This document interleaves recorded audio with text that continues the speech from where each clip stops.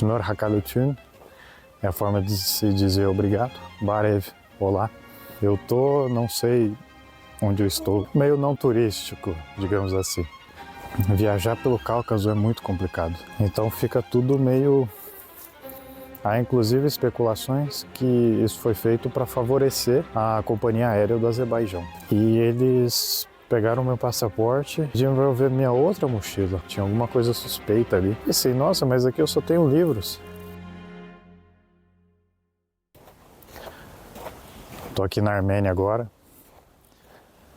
Mais um país que estou visitando, estou conhecendo.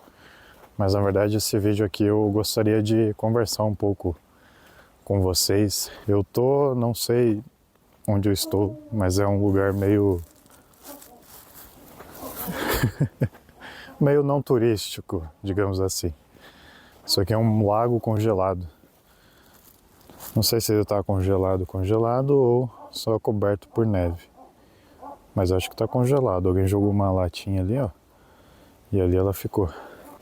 Ir de norte a sul aqui na Armênia seria como ir de Ribeirão Preto até Santos. Então é um país realmente muito pequeno. E com uma população de cerca de 3 milhões de habitantes. O inverno aqui, como vocês observaram, é bem frio. Muito gelado. Na verdade, eu nunca ouvi falar muito da Armênia. O pouco que comumente ouvimos falar da Armênia é sobre a questão do cristianismo, que foi o primeiro país do mundo a adotar o cristianismo. Ou eu conheço uma flauta daqui, que é o duk-duk. Quando a gente está no Brasil, a gente viaja de estado para estado. Mas essa viagem de estado para outro aqui equivale a ir de um país ao outro. Aqui a capital da Armênia, Yerevan, está a cerca de 5, 6 horas de Tbilisi. E para falar a verdade, aqui no Cáucaso é realmente um labirinto. Por quê? Viajar pelo Cáucaso é muito complicado. Primeiro que as fronteiras são todas complicadas, salvo a exceção de você poder transitar, por exemplo, da Turquia para a Geórgia, que foi o que eu fiz, e também cruzar a fronteira da Geórgia para a Armênia, que foi o que eu fiz também. Mas você não pode cruzar da Armênia para o Azerbaijão. Não é recomendável cruzar da Armênia para o Irã, especialmente agora com essas tensões políticas no Irã. É realmente uma situação muito complicada. E também não dá mais para cruzar a fronteira da Geórgia com o Azerbaijão. Então fica tudo meio... não dá para se locomover muito. E o engraçado é que no Azerbaijão é possível sim ir de avião da Geórgia. Ou seja, você consegue um voo da Geórgia para o Azerbaijão, mas você não consegue cruzar a fronteira. Ela foi fechada desde a época da pandemia. E ninguém sabe muito bem o motivo. Há inclusive especulações que isso foi feito para favorecer a companhia aérea do Azerbaijão, a Azerbaijan Airlines. Uma situação realmente complicada e não é um voo barato, não faz muito sentido. Então acho que aqui é um reservatório d'água, antigo reservatório.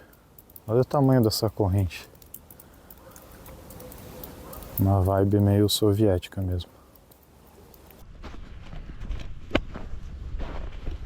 Quando eu vi esse lago aqui no Maps, eu achei que tinha um parque ao redor. Mas na verdade é só uma rua que vai acompanhando e casas. A altitude aqui é bem elevada. É um país muito montanhoso. Aqui em Yerevan mesmo, a altitude média da cidade é quase 1 quilômetro, 1.000 metros de altitude, acima do nível do mar. E sabemos que há 2 fatores que influenciam a temperatura, né? A latitude e a altitude. Então aqui acaba combinando esses fatores, mas especialmente a altitude. Eu estou andando aqui numa região não turística, meio periférica da cidade de Yerevan, mais ao norte.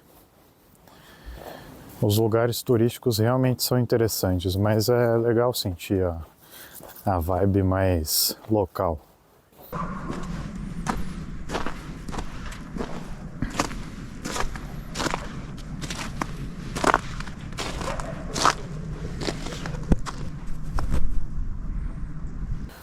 O idioma armênio ele tem 39 letras, é um alfabeto diferente. O alfabeto armênio é muito engraçado porque ele parece vários mis, vários U's, mis, W's, aquele ômega minúsculo que a gente usa bastante na matemática, inclusive. Shnor Hakalutun é a forma de se dizer obrigado, Barev, olá. Mas é interessante como um espaço geográfico tão pequeno que cabe dentro do estado de São Paulo consegue preservar uma língua, uma cultura por tanto tempo, inclusive resistindo a invasões persas, otomanas e passando por diversas transformações, mas o idioma ele ajuda muito a preservar. Inclusive o idioma armênio ele compartilha uma similaridade com o idioma russo com relação às origens, que está muito ligado à história da religião também. Foi um alfabeto criado para se escrever a Bíblia para o povo armênio. Então sempre tem essa necessidade. O alfabeto cirílico, que depois originou o alfabeto russo, também segue esse princípio. Imagina que situação apavorante você pular dentro desse lago aqui. A tubulação de gás passa aqui do lado. Eu estava falando logo ali atrás sobre essa questão da fronteira, que é muito difícil cruzar de uma fronteira para outra, é quase um labirinto aqui. Você não vai ficar preso, mas às vezes você não tem alternativa, senão pegar via aérea mesmo. Mas isso incide também na geopolítica local, na economia local. Países frios assim precisam de gás. Sem gás, as pessoas morrem de frio. Então aqui, por exemplo, a Geórgia importa gás do Azerbaijão e com o passar do tempo vem aumentando a importação de gás da Rússia. Já a Armênia importa gás da Rússia e do Irã, ou seja, a Armênia não vai importar gás do seu inimigo, que é o Azerbaijão. E é engraçado esse comportamento entre Geórgia e Rússia também, porque Geórgia e Rússia, inclusive, tiveram um conflito. A Rússia invadiu a Geórgia, os territórios da Abcásia, e em 2008 invadiu a Ossétia do Sul. Então foi uma guerra entre a Rússia e a Geórgia, assim como a gente vê hoje em dia o conflito na Ucrânia. Mas mesmo assim a Geórgia tem uma relação econômica com a Rússia. Você observa que há uma dependência econômica, há uma relação econômica. A Geórgia exporta seus produtos, por exemplo, vinho e outros mantimentos, e também tem uma presença turística muito grande de russos na Geórgia hoje em dia. Então, um comportamento econômico interessante.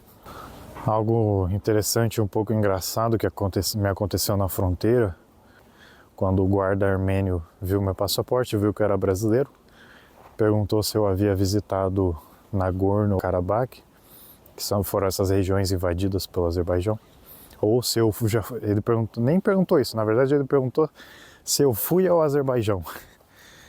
E eu disse que não. E logo em seguida eu passei minha mala pelo detector e eles pegaram meu passaporte e pediram para eu abrir minha mochila. Aí eu pensei, ok, vão ver meu notebook. Mas pediram para eu ver minha outra mochila, um bolso lateral, tinha alguma coisa suspeita ali. Eu pensei, nossa, mas aqui eu só tenho livros. E quando eu abri... Eita, quase escorreguei aqui. E quando eu abri aquele bolso, eu me lembrei que eu tinha aquelas pedrinhas que eu escrevi o alfabeto georgiano. Eu acho que eles acharam que era cocaína. As pedrinhas, né? Porque na região do Mar Negro a gente tem muita presença desses rochedos ao redor de todo o Mar Negro. E então eu tinha pego em Batumi, na praia de Batumi, pedrinhas pequenininhas para escrever cada letra do alfabeto georgiano. E eu montei uma espécie de flashcard com as pedrinhas, eu achei legal a ideia. Inclusive no vídeo que eu fiz da Geórgia, eu explico um pouco do alfabeto georgiano ao meu modo e uso as pedrinhas para estudar. E aí os guardas me pararam por isso. No final das contas eu tirei as pedrinhas, entreguei e falei, ó, isso aqui tava estudando alfabeto georgiano. Aí depois de um tempo eles me deixaram passar.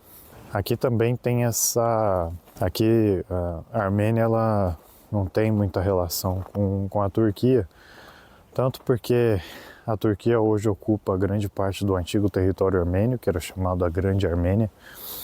Isso é um conflito histórico, certo? E a questão mais importante foi a questão do genocídio armênio.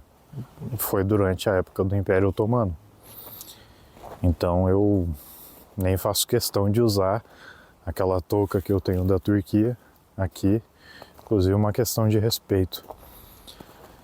E pensando nesse aspecto também, que eu chego na conclusão de que, claro, aqui para um turista, um viajante, é meio que um labirinto viajar. Daqui você não pode ir para Azerbaijão, ou daqui não dá para ir para a Turquia, e tem muitos desses entraves. Mas o mundo não gira em torno da gente, que é viajante. O mundo tem suas questões, cada país tem suas questões, e a gente tem que se conformar a isso e seguir do modo que a gente consegue. Então provavelmente eu ainda vou retornar à Geórgia para poder sair do Cáucaso, senão vai ficar complicado.